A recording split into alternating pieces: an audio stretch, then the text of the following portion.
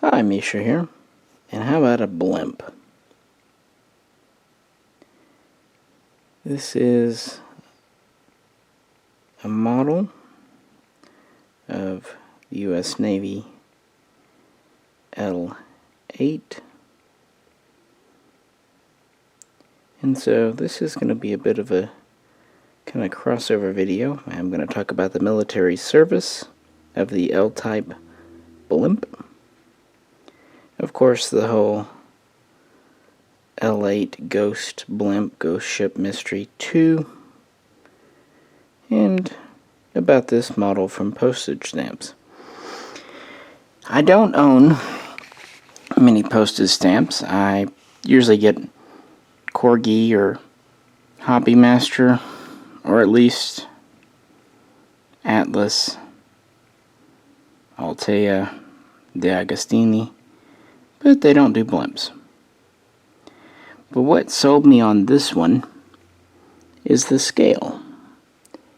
It is 1/350, which is great because that means it scales with my Atlas submarines. Now I should have a Japanese sub out, like I-17, but I don't have one of those, so instead we'll have the most common German U-boat, the Type 7C. This is a die-cast as well, and it is in 1/350 scale. While the Type 9 was the typical ocean-going sub, many Type 7s were sent across the Atlantic during the height of things in 1942. And blimps were a key anti-submarine element in the U.S. Navy.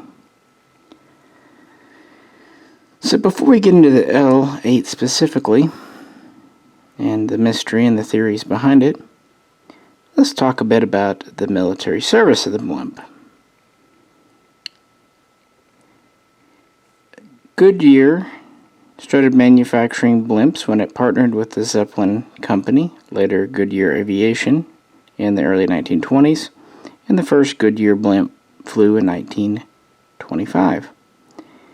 The Navy was soon interested, and Goodyear would build a handful of blimps for them in the 1930s, including the original K-1, which was a large, long-range blimp.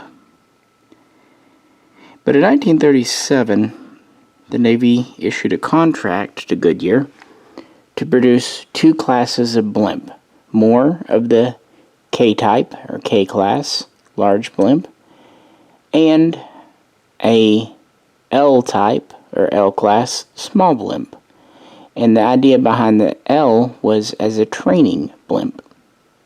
And it would be based on the company's TZ blimp,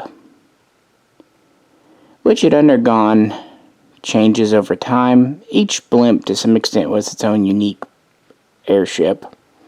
But the trend was giving it a larger and larger gas envelope, and of course more powerful engines as needed.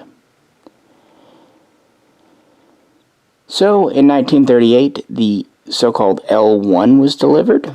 It impressed the Navy enough that two more were ordered in 1940, which became L-2 and L-3 when they were delivered in 1941. Obviously, during peacetime, there wasn't a great deal, but as soon as war happened, beginning on December 7th, U-boats started showing up in American waters. German U-boats began Operation Drumbeat in the Atlantic in early 1942, and Japanese U-boats, quite famously I-17, shelled the American West Coast in February of 1942, being one of the first attacks directly on American soil in a long time. Obviously, the Navy was building up to war strength, more K-types were ordered. It only had the 3 L-types, so it conscripted Goodyear's 5 existing blimps. I believe they were Reliance, Resolute, Enterprise, Rainbow, and Ranger. There was also Pioneer, or Pilgrim, but I believe she was retired by this point. And these would become L4 through L8, or as their call sign, Love 4, Love 5, Love 6, Love 7, Love 8. I've actually looked to see which one became L8. I don't know. I'm sure the information's out there, but yeah, it wasn't readily apparent. Funny thing is, I could find L5, L4, and L6, but yeah, I'm sure a process of elimination I could figure it out. But you can tell me in the comments because I've got other things to do today.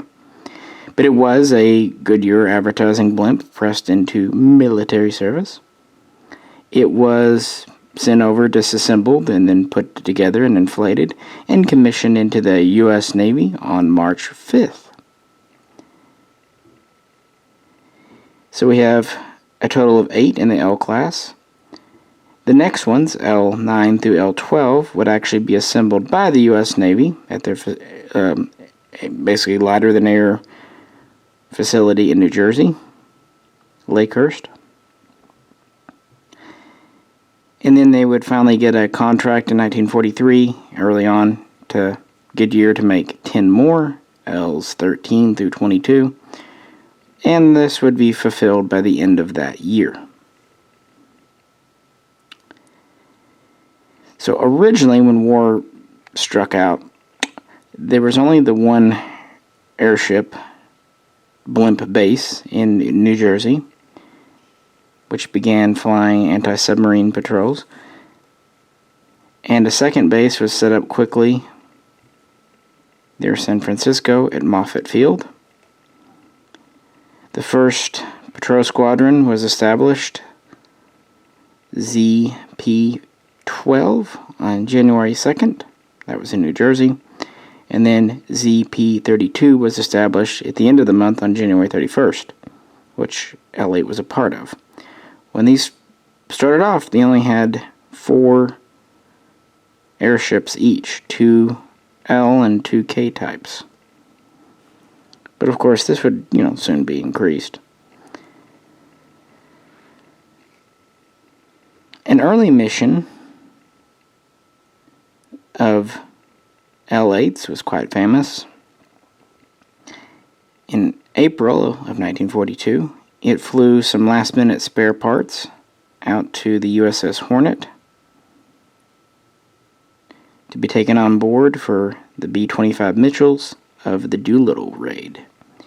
And that flight was piloted by a young, inexperienced captain known as Lieutenant Junior Grade Cody.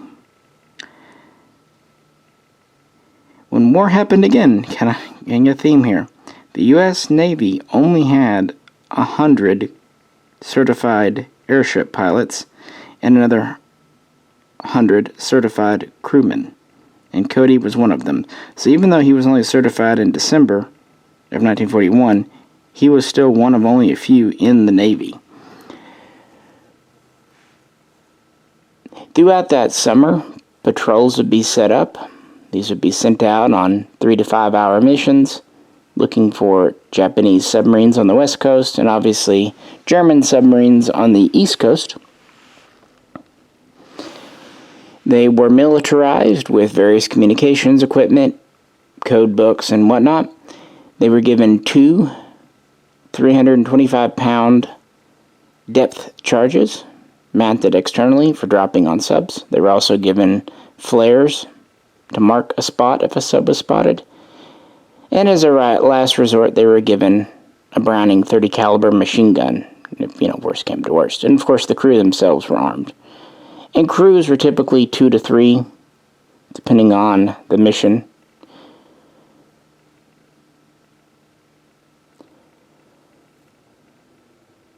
And the Blimps had a very good record in World War II.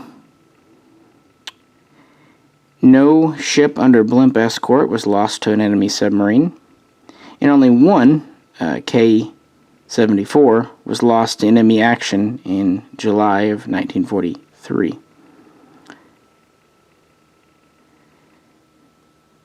They would fly over 6,000 missions in the Atlantic, but really where they were used in the Pacific, they would fly over 20,000 missions. And not just for anti-submarine, they were also instrumental in search and rescue. While their rescue ability was a bit limited because it's a blimp, they could spot downed airmen or survivors from a sunk ship.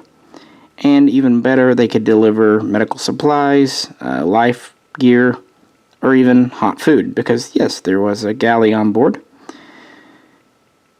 This probably looks like a large vessel. It is nearly 150 foot long and nearly 50 foot wide. But of course, that's the gas envelope. The cabin itself is quite small, not much bigger than a large room or two. It was powered by 2 engines, or at least 2 propellers. Max speed was 63 miles per hour, with a cruise speed of about 45 miles per hour, and a max altitude of around 2,000 feet, at least safely. But she had good endurance, obviously being a dirigible. You could just float, didn't have to always use its engines, so good fuel conservation. And it was relatively comfortable for the crew.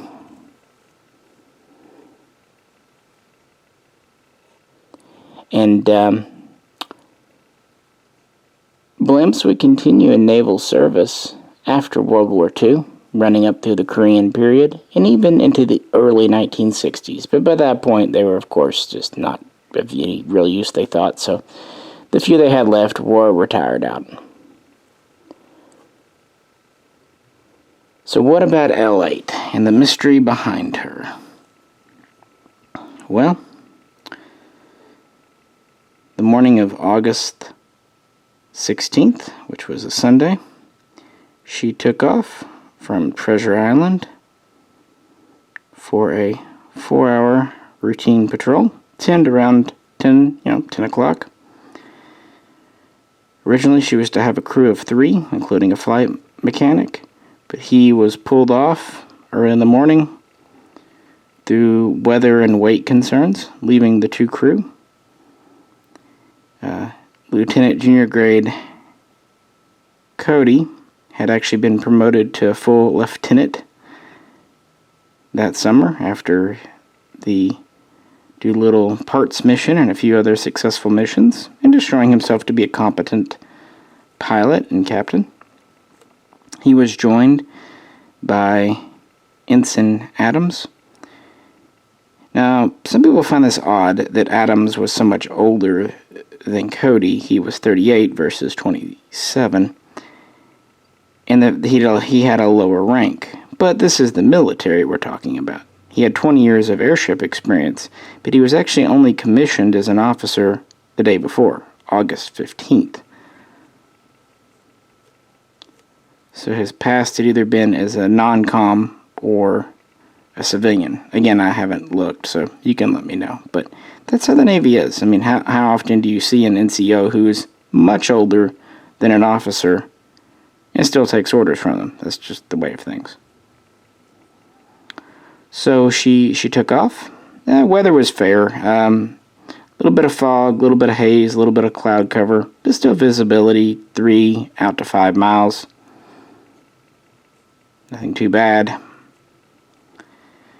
But this was at the height of the submarine war, so they were being very careful, very observant. Not much happened. She took off at 6:03 a.m. No problems. The mechanic did some final checks before disembarking. Everything was shipshape. Both officers had a good reputation. Adams had experience. Cody was a young and up-and-comer, more of a professional Navy man. It's often said that they only radioed back once. This is incorrect. They actually had 2 radio calls. The first was at 7:38 a.m. It was just a routine position check confirmation. All's well. Then at 7:42, another radio message. They said they spotted a, quote, suspicious oil slick, possibly an enemy submarine, and were going to go investigate. And it's important here because there are 2 ships that were eyewitness. There was a fishing trawler as well as a Liberty ship who saw L8 get over a spot of the ocean and circle it. So they confirmed they were there. They dropped flares. So obviously someone was on board. And they circled for an hour, at one point dipping very close to the water, about 30 feet. Then they rose back up at around 9 o'clock in the morning and apparently headed back towards Treasure Island, their home base, because this would be towards the end of their patrol. But there had been no radio messages. So much so that actually search planes had been sent out just a few minutes earlier, around 8:50. And those planes and a couple of others spotted her between that time and 10:30, 10:40, cruising along, doing blimp things, seemingly heading back home. The first really alarming thing came around 10:45 when she had climbed up to 2,000 feet, nearabouts, so basically her maximum altitude. Due to various automated systems, gas was released and she would lower back down, and she would start to come in over the ocean towards Ocean Beach by San Francisco around 11:15 that morning. Very low to the ground, so much so that as the beach rose up, she would scrape the ground, knocking into some ridges, dislodging a depth charge, and also gumming up one of the propellers, engine propellers, with sand, grime, dirt. Once a 320-pound depth charge was dumped, and just a couple of pounds of sand picked up, now that she's lighter, she started to rise again. And this seems to be clear that at this point she's not under control. That's just me, but yeah. Because if the crew had had an emergency, you'd think they would have taken the opportunity to get off at the beach. So she rose up again, heading towards San Francisco, going south, and scaring the crap out of a lot of people, and interesting even more as she flew towards Daly City, a suburb. And then right before 11:30, she started scraping some rooftops. And it's often said that she came to land on top of a car, which is true. But before that, she struck a electric pole. It was an electric pole anyway, a pole. This caused the gondola underneath to nose down a bit and get slightly damaged in the front. The bag on top would spin around, impacting power lines. This would puncture the gas envelope and deflate, and therefore what was left would rest to the ground quite gently, aside from the aforementioned damage. And as we know, there was no one on board. It's often said that the door was wide open, but I would point out, hitting a telephone pole and then a bunch of wires could have jarred anything loose. You don't know. But obviously not too much, because a lot of the insides of the cabin weren't terribly disturbed. And that's pretty much it. She was salvaged. She was used as a training ship during the rest of the war, and then specifically her gondola was given back to Goodyear who refurbished, reconditioned her, gave her a new envelope, and flew her again as the America, and it would make several appearances in the 50s and 60s.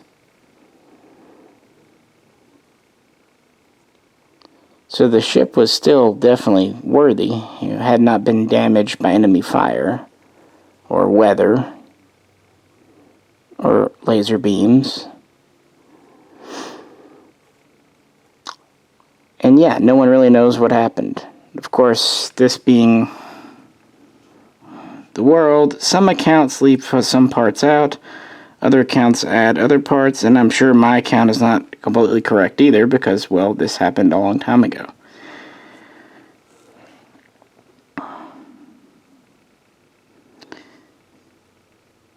Of course, the most ridiculous ones are things like aliens, and I've said on other videos, I'm not a disbeliever in aliens, but in this instance, there's zero evidence for that. Enemy action is another one. They say that maybe the crew was captured by Japanese. How would you get 2 men off an airship without shooting it or whatever? Plus, there were 2 vessels nearby when she was by the ocean. You'd think if there had been any gunfire or anything, they would have heard.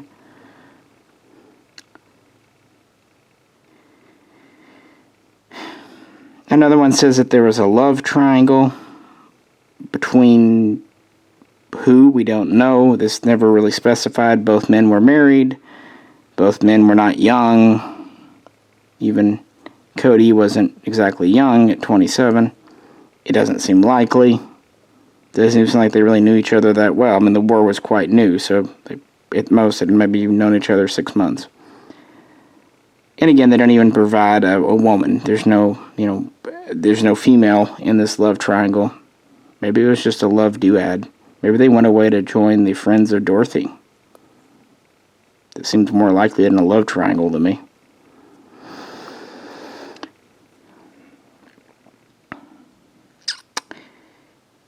Yeah, it seems like the most likely thing. One person fell out somehow, and the other one fell out trying to rescue him, or somehow they were tethered together for quote-unquote safety, and this doomed them both. Yes, they were wearing life jackets, presumably, and no remains were ever found, but this was wartime, this was the ocean. I could see 2 bodies getting lost. Is it likely? Sort of. But it's also likely that over the years something would have washed up. But never say never. Why and how? I don't know. And why no more radio messages? I don't know.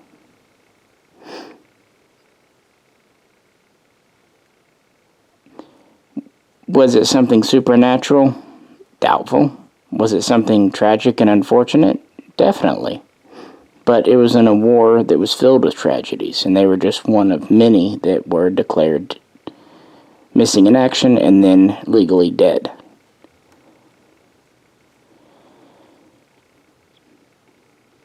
But it's an interesting story, and it also brings to light part of a service that many don't think about. The blimp service, the anti-submarine force in World War II.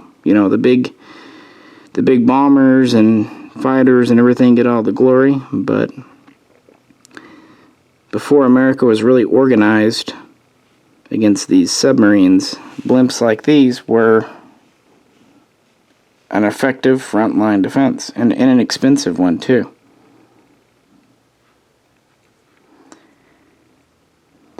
So yep, this model from Postage Stamp is truly die-cast. It is very heavy. You would think they would make the gas envelope, the balloon part, of plastic or hollow metal. No, it appears to be solid. And the little gondola is also metal. And luckily it comes with a pretty good stand where it doesn't want to tip over because this weighs as much as like a Corgi plane. And I do think it's neat that it scales with the Atlas 350 submarines. They also do a Goodyear version, which would basically be the same thing with a different paint job.